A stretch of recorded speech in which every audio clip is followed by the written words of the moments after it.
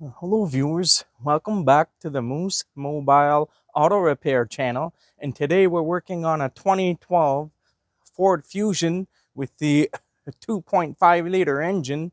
And today the customer's complaint is that there's a rotational and scraping noise while driving down the road, especially when applying the brakes. And I road tested this vehicle, and I could hear that there's a noise in the rear end. And I found out that the brake pads are 0 millimeters are on the metal on the one side. And so today I'm going to show you to inspect it, and we are also going to be replacing the rear rotors and pads. And so now a little bit of some history on this vehicle. The rear calipers and rotors and pads were already replaced a few years ago, like 3 or 4 years ago. And so the vehicle is here now. And also we are going to be doing the front brakes in a separate video. So right now I have the vehicle all taken apart. On the left rear side, you can see there's some marks on the rotor and stuff like that. And you can see the brake pads, pretty much there isn't anything left on the one brake pad. This one is the inboard pad, so it's all scraped up. I I reset it. I retracted the piston all the way in using a special tool, so the pistons are okay. I probably still have to double check the parking brake cables to make sure that they are not hanging up. The mechanism on the caliper seems to be okay, so I'm going to be checking the parking brake cable afterwards. So I just use a special kit for the rear uh, brake calipers for the pistons that turn in. So it comes in a kit just like this. OMT, Orion Motor Tech. I bought this from Amazon for maybe, I don't know, like 70 or 80 bucks or something. It's a good kit to have.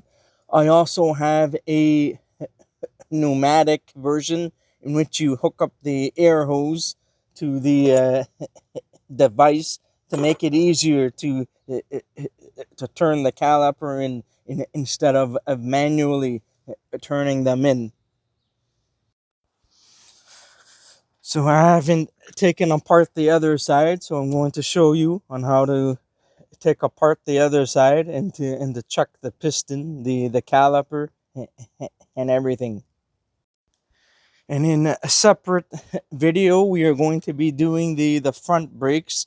The front brakes I measured at 4 millimeters. However, the rotors have a heavy scoring.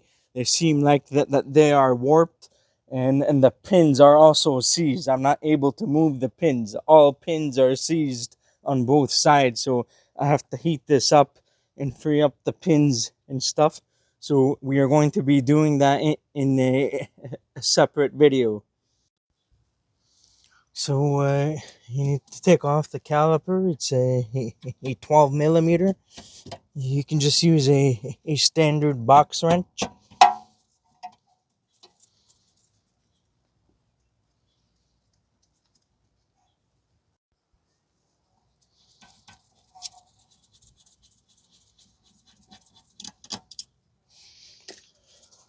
So once you get the bolts out, you should be able to get this off. And we are going to check the piston, make sure that's okay. These pins are stiff. The top one is moving okay, but the bottom one is seized.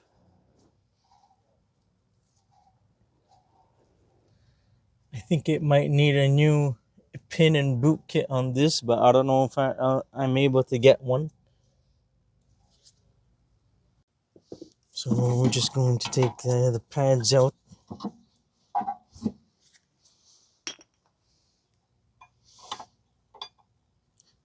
Have to go and grab a screwdriver.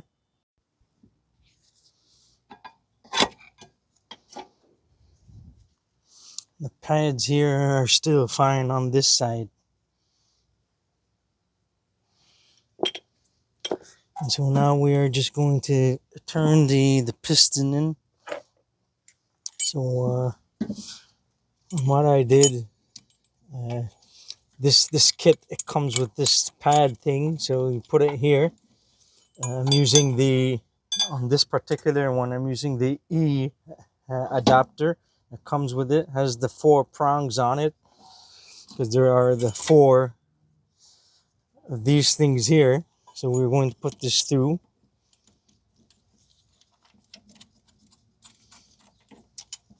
To adjust this.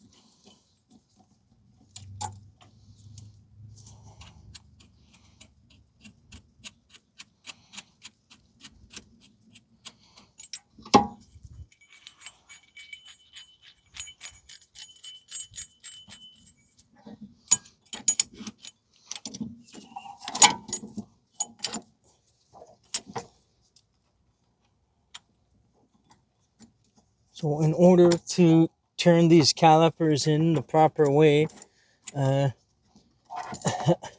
pressure needs to be applied in order to turn this piston in.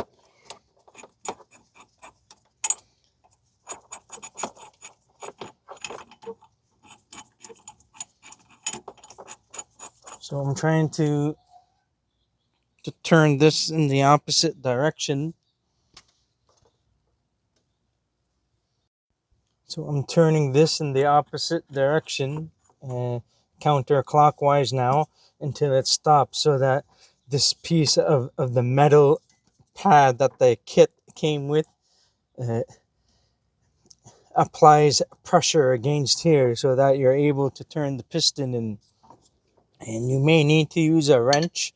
This is a 22, so turn in the opposite direction. And then now you can turn I guess they call it a T handle or something, to turn this in. And just keep on turning until it stops. You may need to readjust the tool to make it tight so that it doesn't go loose.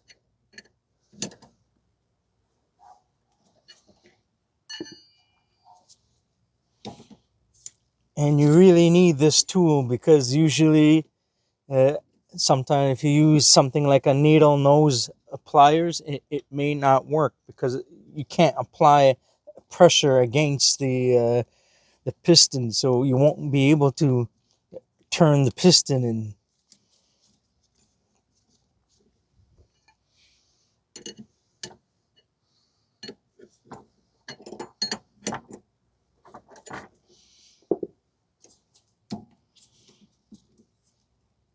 And now it's stopping now. It has reached the end.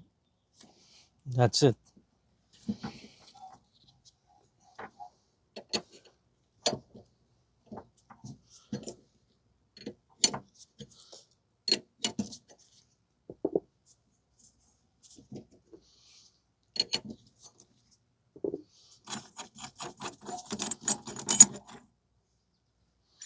So now it has reached the end. The piston has gone through all the way. Now on this particular vehicle, I believe that the inboard pad has a dimple on it. This one here has a dimple here. So this needs to be lined up with the piston. This needs to line up with the bottom of the piston. So you may need to take that tool again to turn it to line it up. So when you install the new brake pads, we'll be able to line that the dimple up. So this goes at the bottom here because it needs to sit in. It needs to sit in properly. On some models, it's going to matter. It's going to matter, but on other models, it's a different design, so it's not going to matter. But I believe on this one, it's going to matter because if it's not flush, is going to be hitting against this, and is the caliper is going to be seated in crooked, and it's not going to be straight. So you need to watch out for that. So now we need to take the bracket out. It's a 13 mil. You can use a long wrench or something. And the same for the bottom. This particular uh, side here has an opening in which you can put like in a extension or something if you are using a ratchet.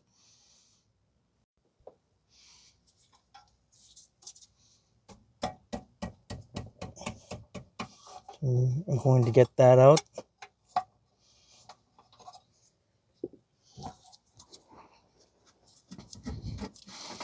It's just a stupid design that Ford did for this thing here, for the opening. I'm not sure why. For this, the bottom bolt for the caliper. So just get that out and fish it out.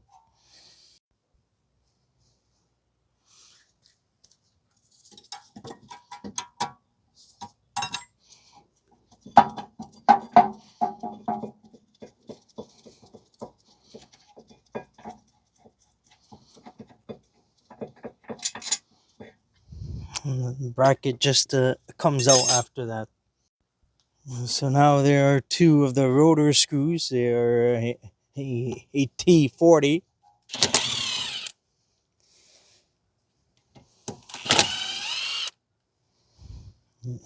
T40 rotor screws. You should be able to get them out easily. Sometimes they do seize up, but in most cases you should be able to get them out. So this just it comes right out. And I'm still waiting for the new parts to show up. They are still not here. So meanwhile, you can have a look at the hub assembly, the wheel bearing, see if it's making any noise or if there's any play, and just go from there. So on this particular one, it has the ABS tone ring in the sensor here. So when you are servicing the rear brakes, you want to make sure to clean this area up with brake cleaner very well, because sometimes the metallic debris and particles they build up on where the sensor is. So you want to make sure that you clean that up, because otherwise that if there is metallic debris, it can cause an erratic signal for the ABS. So now I have a portable vise that I hooked up the pin to. So we are just going to heat up the area to free up the pin. You want to remain cautious, because sometimes air pockets can build inside the boot and explode with a tremendous amount of force. So you need to be careful. So now we're just going to heat up on the outside portion here, so that we can free up the caliper pin. So I'm just using a map torch. So that's more than enough to heat these things up.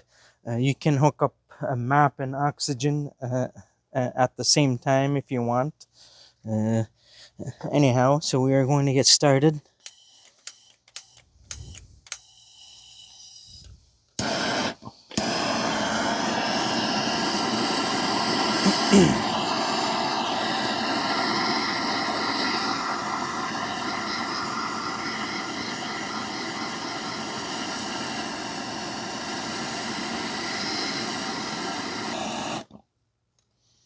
And in case if you don't know, I did order a pin and boot kit, uh, just in case.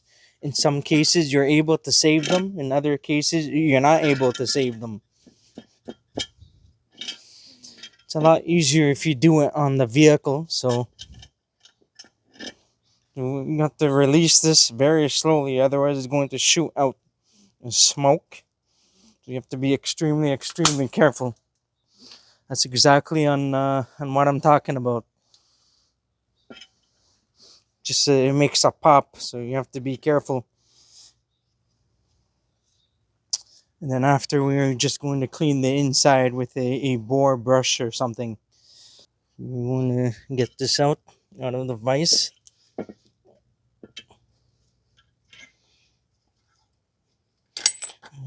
Being careful to not touch the pin because it's extremely hot.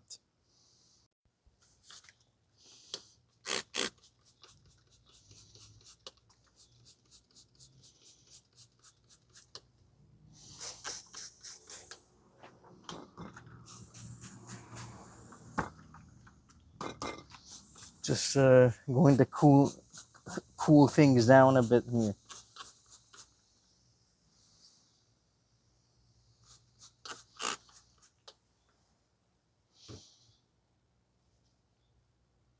So now we are going to use a bore brush. This is just a impact driver tool, so it fits perfectly inside the tool. So we're just going to use the brush to go inside to clean the inside of the bore that it was seized up. We just continue to clean in and out, and spray some brake cleaner inside until it's all cleaned up.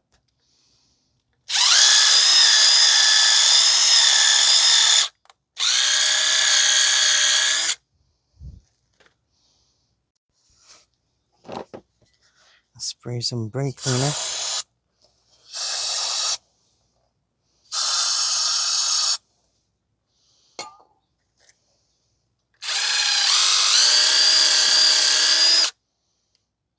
Looks relatively clean in there. You can also use a screwdriver to check, to verify that it's clean in the inside. There's no need to clean the other one because it wasn't seized up.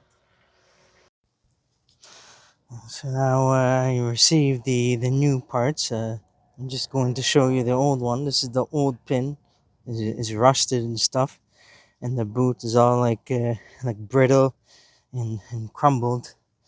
So that's that. I got the new pins for the one side and the boots for the entire rear brakes for both sides.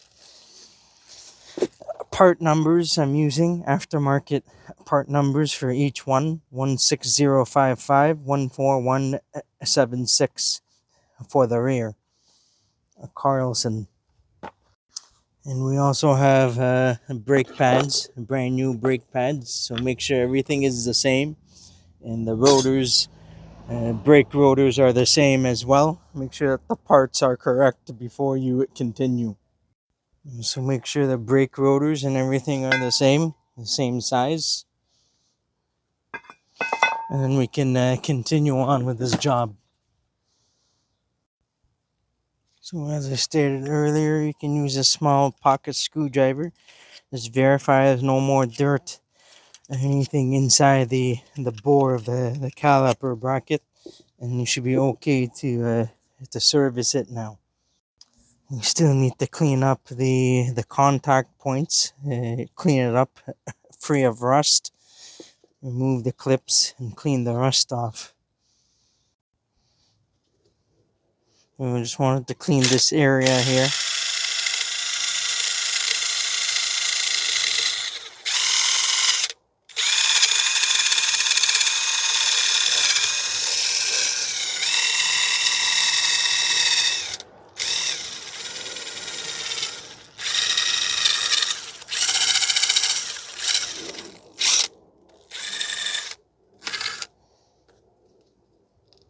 I'm gonna clean the around the rim here. Make sure there's no like rust or anything. I'm going to use the green caliper grease, silicone brake lubricant by Permatex.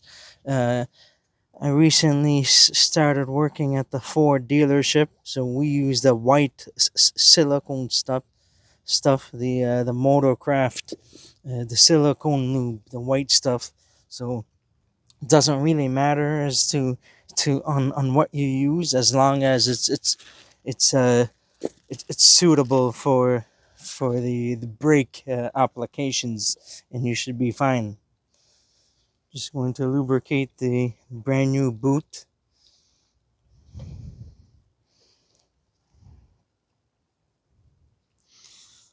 This will go this way.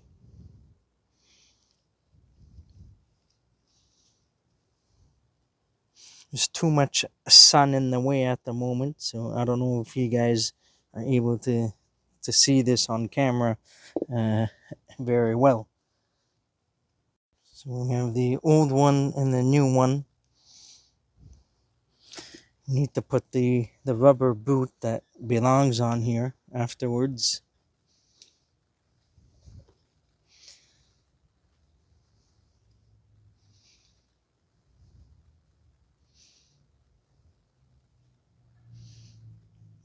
I need to put some grease inside here because it's all dried up at the moment.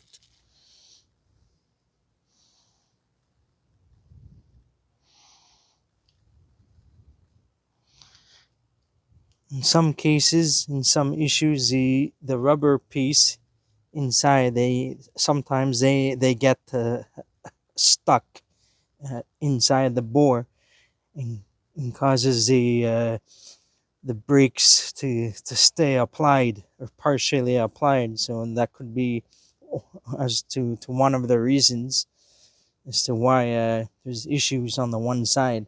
But it's strange, the other side was not seized up, but this side was. But the brake pads still had a lot of life to it. So anyways, that's in. We're going to turn this as we insert it in, making sure it's is well lubricated.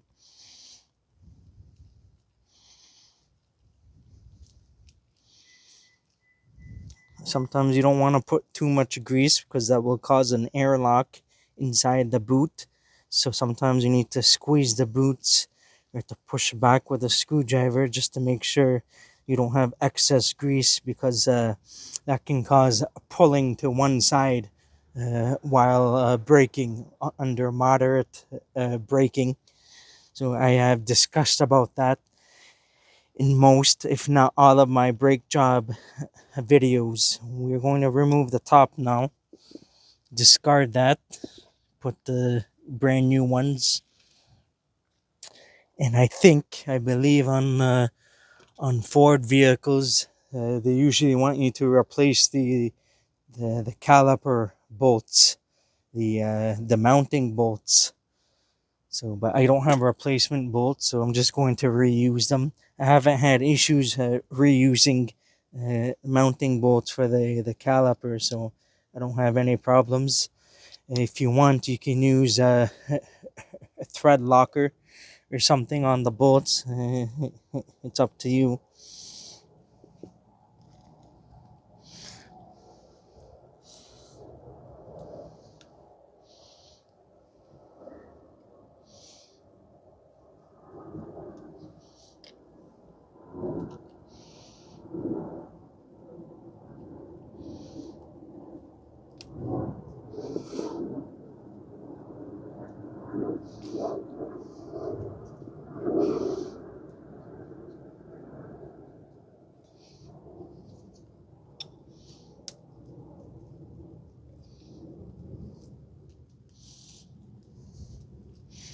So that's good for now. We are going to clean this up now.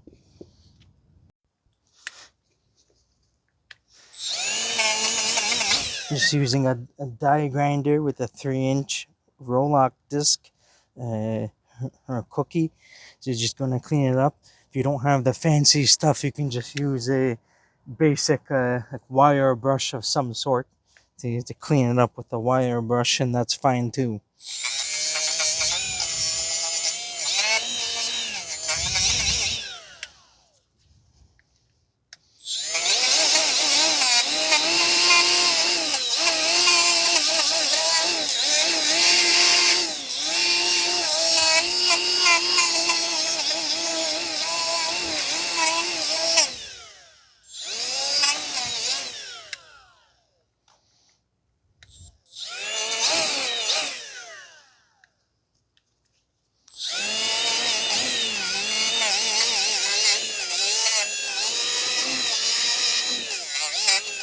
So on this one, there's not too much a cleaning that's required. It's just very light rust. Just clean the best you can. You don't need to get it down extremely to. You don't need to get it down like to the extreme bare metal. You want to be careful to not grind the metal down, because that will cause problems. If you grind too much down, then the pads will have too much clearance, and sometimes that can make a clunking noise if you grind way too much down under severe cases. So you need to be careful when you're doing the cleaning. So that's good now. We are just going to put some lube here and install the clips. So my camera phone is started to overheat, so it shut down.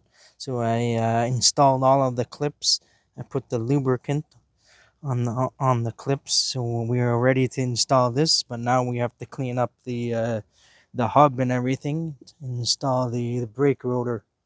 One thing I forgot to mention earlier is to make sure that when you install the clips to push down on the on this piece of the clip inside.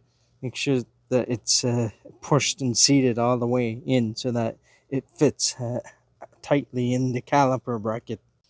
So we are going to clean the hub.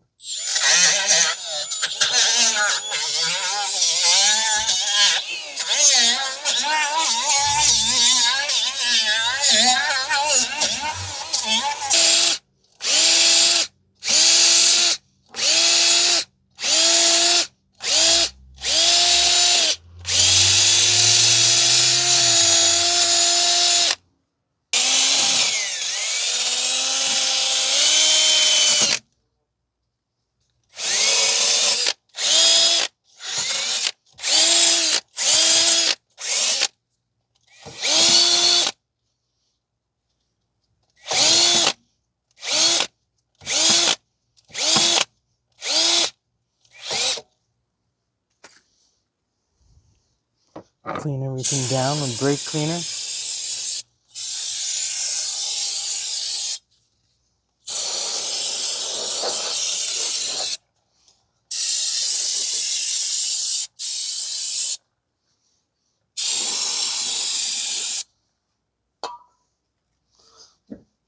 And also, you want to clean the back of the caliper. If there's any corrosion or rust.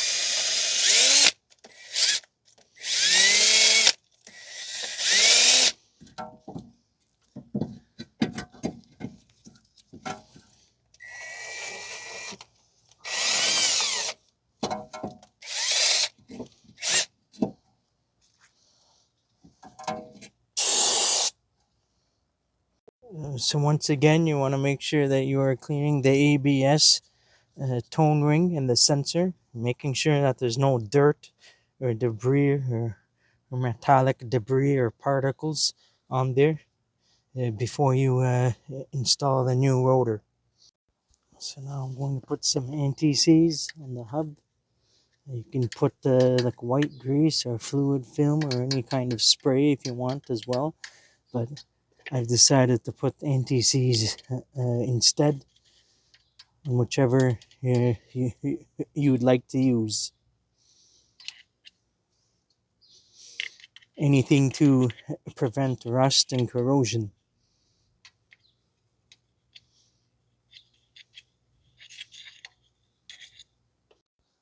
So now we are going to clean the new rotor with some brake cleaner. Usually the manufacturers for the brake rotors, they put some anti-rust coating on them, even though on some of them that have like fully coated rotors, there's no need to spray brake cleaner because it's fully coated.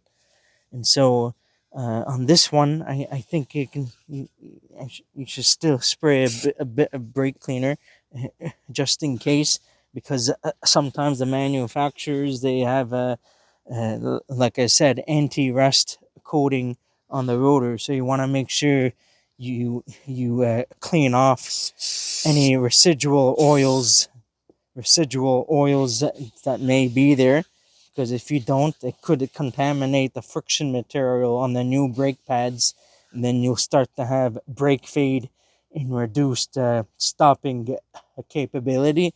So you want to make sure you clean the rotor well. I know on some of the Ford Motocraft rotors that are fully coated, there's no need to spray brake cleaner, but uh, when you first go for a road test, the coating will make some noise. So after a few brake applications, the coating will go away, and the noise should go away as well. So on some of the rotors, even the aftermarket ones that are fully coated, they can make some noise initially, but after a few stops or so, the coating goes away. Install the brake rotor, and then we are going to install the T40 Torx. You can put some anti-seize on them. Put some anti-seize on the screws.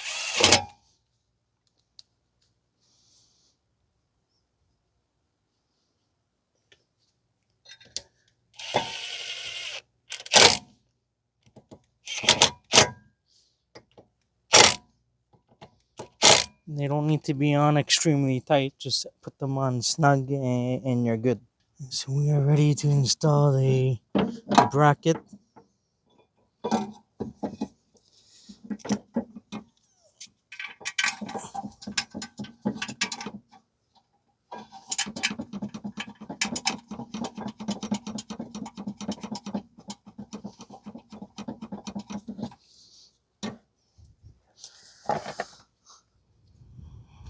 And then the other bolt down here, I have to put it through from behind the hole where the suspension is.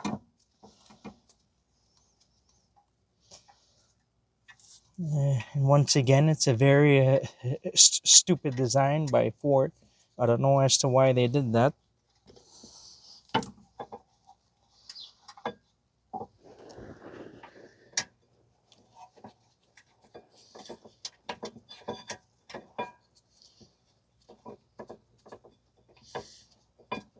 You can always use a half extension or something, get it through here, and use a ratchet if you want to. But I can just do it by hand like this, and that's okay. I will post this torque specs if you want to torque this. Otherwise, my torque specs are the German method, gut and tight, for good and tight, and that should be okay. You don't need to tighten these up too tight. You can get them on fairly snug, and then you're good.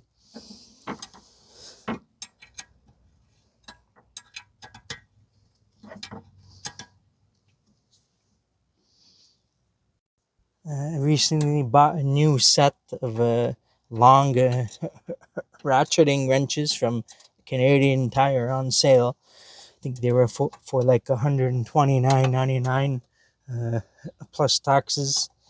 So makes things helpful for brake jobs and stuff with these long wrenches.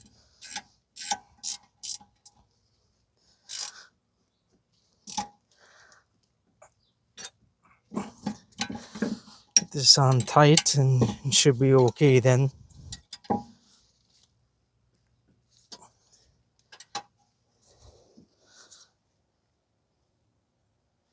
That's good. So I forgot to mention earlier to spray down the brake pads with the Permatex disc brake quiet. It's something that I use on every brake job. So we're going to spray it down. Typically you should do this first so you don't have to wait for this to dry up. It's not a requirement, but it's something that people like myself in shops, independent shops, uh, uh, I like to do. So just to prevent comebacks, this prevents like excess movement of the caliper and the brake pad, reduces vibration, in turn reduces noise or eliminates noise. I've talked about this in my previous brake job videos over and over again. So it says feels microscopic thickness variations and dampens vibration between the caliper brake pad interface. It resists washout in high temperatures, stops brake squeal by dampening vibration between the caliper and the brake pad, allows for easy disassembly by preventing rust formation between caliper and brake pad, compatible with anti-lock brake systems, ABS. So this is just something I like to use. Been using it for years now. So you don't have to use it if you don't want to, and that's okay. It's something that I use. Also good for problem vehicles that are prone to noise issues, so it could help. But if you use a high quality ceramic brake pad, if the vehicle originally came with ceramic brake pads, then you shouldn't have any problems. But otherwise, we do this to prevent any comebacks and prevents any helps to prevent uh, downtime and stuff in case if a customer is complaining of a squeal noise or something. So we are going to let this dry up now. So now we are ready to install the brake pads. I've lubricated the ears of the brake pads, so we are ready to install them. They are exactly the same style.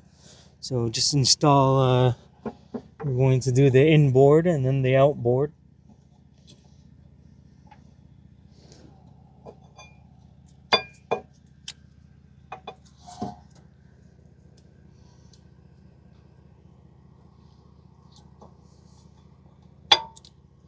You just make sure that the pads they are they fit loosely inside, and you're able to wiggle them. Make sure they are not stuck.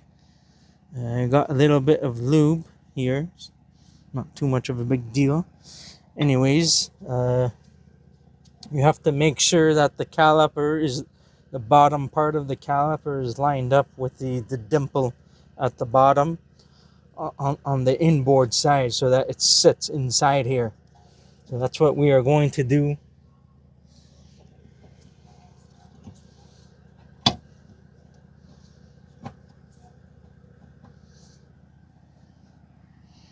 So I have the new bolts that came with the pin kit.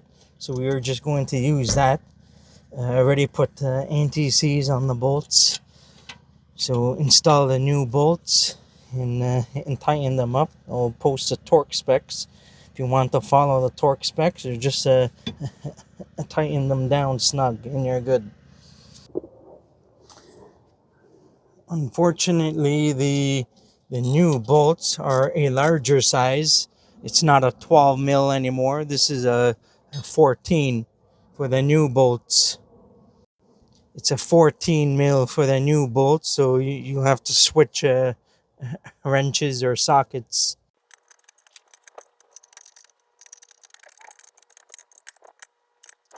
So in case if this keeps on spinning, you can use a vice grip or a wrench to place it here to hold it in place.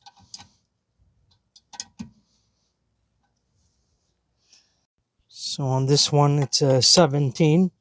So you can place a 17 and tighten it up then.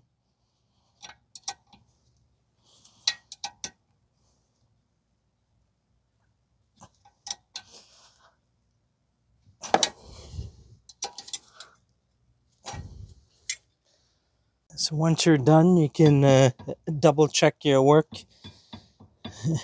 Push back the caliper back and forth. Make sure the pins and everything is moving freely. Spin the rotor. Make sure that is spinning freely, and you should be all good to go. I still have to do the other side. I suspect a possible issue with the parking brake with the other side. If there's an issue, I'll show you. If no issue, then I won't show anything on the video, and that's going to be it. And one other thing I wanted to check is to push back on the boots, just to make sure there's no excess grease inside, because otherwise it can cause an airlock and cause the vehicle to pull onto one side, depending on which side has the airlock on. So just making sure everything is good, especially that if the boots are bulging or swollen, then you need to watch out for that. Make sure there's no you don't have too much grease inside there. So basically an airlock is prevents uh, the circulation of fluid, which is the caliper grease or lube in this case. So you need to make sure that you don't have too much grease in there, otherwise that's going to cause issues. And also make sure that the brake line is parallel and not twisted.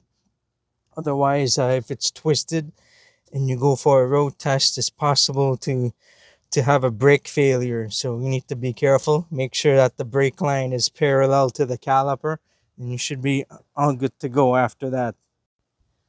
Just gonna put some anti-seize around here, and then that's it.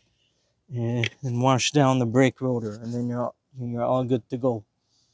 So that's going to be it for replacing the rear brakes, rotors, and pads for the 2012 Ford Fusion. Just make sure that just make sure you double check the brake fluid level and pump the brakes several times or so until you have a firm brake pedal before you take off and go for a road test. Just make sure everything is good, there's no more noise, and then that's it. That's it for today. If you enjoyed this video and found it helpful, please don't forget to give it a like, and please consider subscribing to my channel if you're not already a subscriber. And please don't forget to hit that bell notification if you haven't done so. I'll see you in the next one. Have a good day and take care.